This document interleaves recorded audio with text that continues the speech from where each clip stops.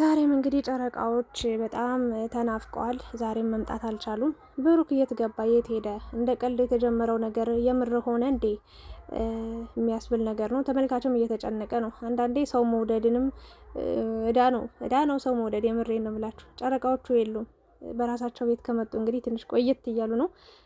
ፍፄ ቤኪ መጥተዋል ዛሬ እንደምታያቸው። ሚኪም አለ እየተቀላለዱ ምናምን ነገር ነው። ያው ስላለው ስለነበረው ነገር ፍፄ እንደ ቀልድ አድርጎም ቢሆን እንግዲህ የተናገረው ነገር አለ። ብቻ ይሄ ስራ ይሄ ቀልድ ጨዋታ ሲበዛ ያው ብዙዎቹን እያስቆጣ ነበረ። እኔም ሀይሚ እንደ ደበራት እያየው ነበረ። ፊቷ ላይ አይኗ ላይ ሁሉ ነገር እያየው ነበረ።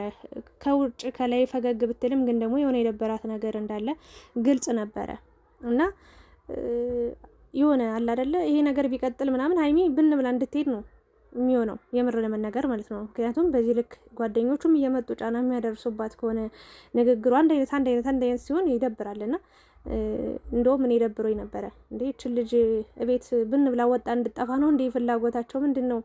እሺ ብሩክስ ተባለ፣ ከዛ ቤኪም፣ ከዛ ፍፄም ምናምን እያሉ ቀጠሉና ወሬውን አንዛዙት፣ አንደዛደዙትና ተመልካችንም ትንሽ አስከፍቶ ነበረና በአጭሩ ግን ብሩክና ሀይሚ በምን ሁኔታ ላይ ናቸው? ቢያንስ ዩቲዩብ ላይ ይመጡ ነበረ ወይ በሀይሚ በብሩክ ቤት ይመጡ ነበር።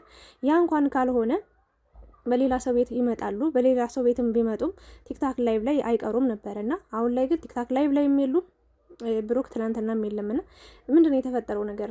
ብሩክ ከሀይሚ የተለየበት ምክንያት ወይ ደግሞ የጠፋበት ምክንያት የት ነው? ብሩክ ከማን ጋር ነው? ምንድን ነው የተፈጠረው ነገር? ሀይሚና ብሩክ መሀል ላይ ምንድን ነው የገባው ነገር የሚለው ነገር ትንሽ አሳሳቢ ነገር ሆኗል። እና ብዙዎቻችሁም እንግዲህ ብዙ ነገሮችን እያወጣችሁ እያወረዳችሁ ነው።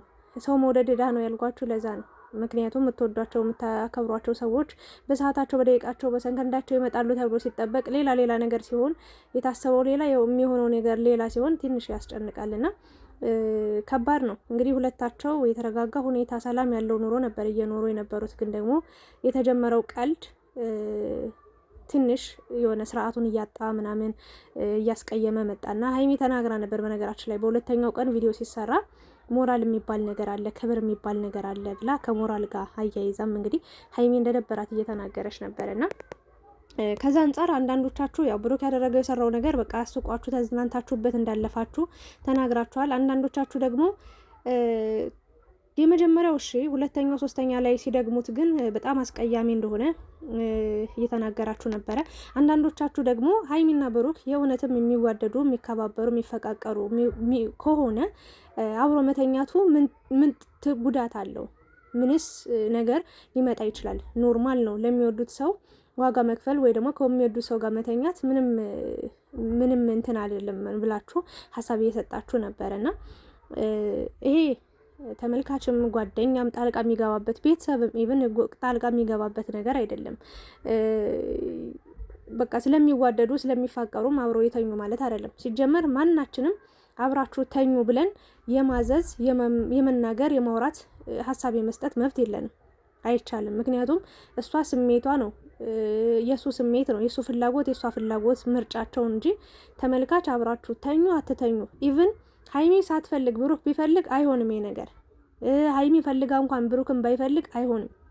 የሁለታቸው ልብ ለልብ መገናኘት፣ የሁለታቸው መቀራረብ፣ የሁለታቸው ፍቅር ነው ወሳኝነቱና ጠቃሚው እዛ ትርጉም ያለው ማለት ነው እንጂ አንድ ሰው ተኙ አትተኙ ስለሚዋደዱ ብቻ ለስራቸው አመች እንዲሆን ነው። የዩቲዩብ ስራ ታውቃላችሁ 24 ሰዓት ማለት ነው የሚሰሩት። አብረው እዛው ኤዲት ሲያደርጉ ቪዲዮ ሲቀረጹ ሀሳብ ሲያመጡ ምናምን ረዥም ሰዓት ወስዶባቸው ቀረጻ ላይ ነው የሚውሉት በአብዛኛውን ሰዓታቸውን። ስለዚህ ሀይሚ ወደ ሌላ ቤት ከምትሄድ እሱም እዛ ቆይቶ ሌላ ቦታ ምናምን ከሚባል እዛው ዩቲዩብ ላይም ቪዲዮ ለመቅረጽ ለመስራት እንደገና ደግሞ ቲክታክ ላይቭ ላይም አብሮ ለማምሸት አሁን ለምሳሌ አብሮ አምሽተው ቤታቸው የተራራቀ ከሆነ አስቸጋሪ ነው ያለ ሰዓት መውጣት እና ከዛ አንጻር አንድ ላይ እንሆን። ምናልባትም የቤት ኪራይም እንዲቀንስላቸው አንድ ላይ ሆኖ በግሩፕ ስትኖሩ ይቀንሳል። አብዛኞቹ ዩቲዩበሮች አንድ ላይ ነው የሚኖሩት በነገራችን ላይ ማለት ነው። አንድ አፓርትመንት ወይ ደግሞ ቪላ ቤት ይከራዩና ኪራይ አዋጣው አጋጭተው ነው የሚኖሩት አንድ ቤት ውስጥ። ክፍላቸው ብቻ ነው የሚለያዩ። አብዛኞቹ አንድ ላይ ነው የሚኖሩት እና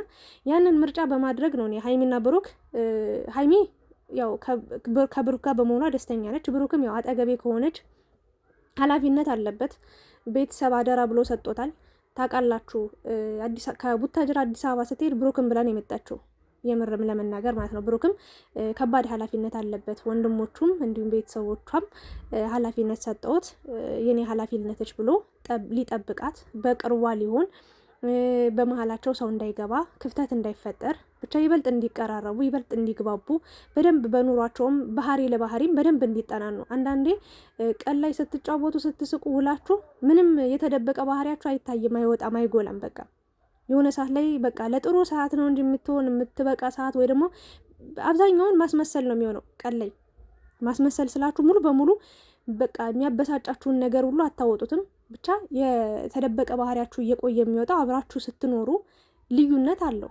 ቀን ላይ አውርታችሁ ምናምን የሆነ ሰዓት ላይ ምንም ለጸብም የሚሆንም ወይ ደግሞ የተለየ ባህሪያችሁ እንዲወጣ የሚያደርግም ነገር ስለማይኖር ትንሽ ጊዜ አሳልፈው ይለያያሉ። በቃ ቀረጻ ላይ ናቸው፣ ቪዲዮ ላይ ናቸው ምናምን። ከዛ ምንም ማለት የሆነ ባህሪያቸውን በደንብ አይተዋወቁም። አሁን ላይ ግን አብረው ነው ያሉትኝ። ጠዋትም ይገናኛሉ፣ ከሰዓትም ማታ ሁሌም አሉ፣ አብረው አንድ ላይ ናቸው። ስለዚህ ብሩክ የሚጠላውን ነገር ታውቃለች፣ የሚወደውንም እንደዛው ሀይሚ የምትጠላውን የምትወደውን ነገር ያውቃል። ይበልጥ እንዲቀራረቡ፣ ይበልጥ እንዲግባቡ፣ ይበልጥ እንዲዋሃዱ፣ ይበልጥ ደግሞ እንዲሳሳቡ በደንብ በቃ ሀይሚ ስለ ብሩክ እንድታውቅ ብሩክም ስለ ሀይሚ እንዲያውቅ ይደረጋል። እና ከዛ አንጻር ጥሩ ነገር ነው ብለን ነው የምናስበው። የእውነት ለመናገር ግን አንዱ ጋር አብሮ የመተኛት ፍላጎት ካለ አንደኛው ጋር የሌለ ከሆነ ወይ ደግሞ አስቸጋሪ ነው ይሄ ነገር ማለት ነው በነገራችን ላይ። ስለዚህ ምንድን ነው አንድ ቤት አብሮ እየኖሩ ችግር ሊሆን ይችላል። ምክንያቱም እነዚህ ልጆች አፍላ እድሜ ላይ ናቸው ምናምን ነገር እና ካልሆነ ያው መለየት ሊመጣ ነው ወይ ደግሞ መራራቅ ነው። የእውነት ለመናገር ወይ አንድ ላይ መሆን ነው ወይ ደግሞ መራራቅ ነው። እና ብሩክም ይሄን ጥያቄ ለምን ጠየቅ ተብሎም አይፈረድበትም። ወንድ ልጅ ነው ምናምን የሆነ ነገር ሊኖር ይችላል በአጭሩ ማለት ነው። እና ብቻ አስቸጋሪ ነው። እና ሀይሚ የእሷ ፍላጎት የእሷ ፈቃድም ወሳኝነት አለው። እናንተ እዚህ ጋር ገብታችሁ አብራችሁ ተኛ አብረሽው ቀፊው ምናምን ምናምን ብርድ አለ ምናምን ሲጀመር የፈለገሽ ብርድ ቢኖርም ሀይሚ ያለ ፍላጎቷ እሷ ፈቃደኛ አእምሯም ዝግጁ መሆን መቻል አለባት ለሁሉም ነገር ማለት ነው። እና ይህንን ልል የምችለው እና ያው ሀሳቡ ሲበዛ ወይ ደግሞ ሲደጋገም ትንሽ አስቀያሚ ሆኖ ብዙዎቹንም ያስቆጣ ነገር ሆኗል። እና ብሩክ ታዲያ በዚህ ሰዓት የት ሊጠፋ ቻለ? የት ሊወጣ ቻለ? ማለት የሆነ የደበረው ነገር እንዳለ ያስታውቃል። የለም ጠፍቷል። እና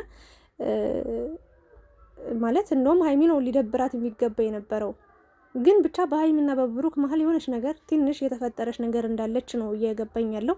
ለምን ሀይሚም ደብሯታል። ብሩክም ራሱ ያቀረበው ሀሳብ የሆነ ከተመልካች አንዳንዴ ተመልካችን መስማት ጥሩ ነው ብዬ ነው የማስበው። አንድ ነገር ተሰራ አይደለ የተመልካች ኮሜንት በጣም ወሳኝነት ነገር አለው። እኛ አሁን ለምሳሌ ብሩክ ትክክል ነኝ ብሎ ያደረገው ነገር ተመልካችንም ሀይሚንም የሚያስቆጣ ነገር ከሆነ መለስ ብሎ አይቶ ያንን ነገር ማስቆም መቻል አለበት ወይ ደግሞ ለማስተካከል መሞከር አለበት እንጂ ተመልካች እየጮኸ ተመልካች ይሄ ነገር እንዳልተመቸው ለሀይሚም ጥሩ እንዳልሆነ እየተነገረ እያወራ የፈለገ ይሁን ተብሎ ወይ ደግሞ ድጋሚ ሀሳብ የሚደገም ከሆነ ተመልካችም እየሰለቸ ይመጣል። የሆነ አስጨናቂም እየሆነ ነው የሚመጣው። ስለዚህ አንድ ነገር ሲሰራ ተመልካች ታይቶ የተመልካች ኮሜንት ታይቶ ተወርቶ ተጠንቶ ቢለቀቅ የተሻለ ነው። እና ደግሞ የሚለቀቁ ቪዲዮዎች አስተማሪ ናቸው ወይስ አይደሉም? ከተመልካች ደርሰው ምን ትርጉም ይሰጣሉ? ምንስ እንትን አላቸው ተብሎ ቢለቀቁ የተሻለ ነገር ነው ብዬ ነው የማስበው። እና እንግዲህ ዛሬ ፍፄ ቤኪን አስሮት አብዳችኋል፣ አንተና ብሩክ አብዳችኋል። ስለዚህ ብሩክ የት እንዳለ አውጣ ብሎ እንግዲህ በገመድ አስረውታልና ከሚኪ ጋር ቤኪን በውሃ ዝፍዝፍ አድርገውት ነው የተለያዩትና ከባድ ነው። ሶስታችሁም አብዳችኋል። እና ፍፄ እንኳን ዛሬ ወደ ራሴ የተመለስክ ይመስላል ቤኪን ያሰቃየውና ለማንኛውም ያው ጓደኝነታችሁ፣ መቀራረባችሁ፣ መተሳሰባችሁ ደስ ይላል። ብሩክ ባለበት ሰላም ይሁን፣ ጨረቃዋን ባለችው ሰላም ትሁን። ብቻ ሁለታችሁ ሳትለያዩ መጥፎ ነገር ሳይገባ በውስጣችሁ በመሀላችሁ እንግዲህ አብራችሁ እንደምትመጡ ተስፋ አደርጋለሁ። የአንድነታችሁን አብሮነታችሁን ነው የምንፈልገው። ምንም በውስጣችሁ ቅሬታም ቅራኔም እንዲኖር አንፈልግም እና ይህንን ነው ልል የምችለው። ብቻ የሰላም ይሁን፣ ሌላ ምንም ነገር አለን። በሰላም ይምጡልን። ጨረቃዎች በጣም ተናፍቀዋልና ቀልዳችሁ እናንተ አይጠገም። እኛ በዚህ ሰዓት አሁን ጨረቃዎች ይመጣሉ ብለን ስንጠብቅ ጭራሽ እናንተ መጣችሁ ትቀልዱብናላችሁ። ከባድ ነው። ብቻ ግን ያው ተመልካችም ሀሳብ ሲሰጥ ለምን እንደዚህ ያለኝ ለምን እንደዚህ ሆነ ተብሎ መኮረፍም የለበትም ወይ ደግሞ ሊሰማችሁም አይገባም። እኛ እናንተን ስለምንወዳችሁ ስለምናከብራችሁ ነው እዚህ ጋር ሀሳብ አስተያየት የምንሰጠውና በጥሩ ነገር እንድታድጉልን በጥሩ ስብዕና እንድትኖሩ ነው እንጂ ሌላ ትርጉምም ሌላም እናንተን ለመጣልም እናንተን ዝቅ ለማድረግም አይደለም። ብቻ ግን እኔ እንጃ ሰላማችሁን ነው የምንፈልገው። ሰላም ይምጡልን። ሌላ ምንም ምለው ነገር የለም። እንግዲህ አብራችሁኝ ስለነበራችሁ ከልብ አመሰግናለሁ። እናንተን ሀሳብ አስተያየትም ጨምሩበት። በሰላም ያምጣቸው እያላችሁ ጸልዩ ደግሞ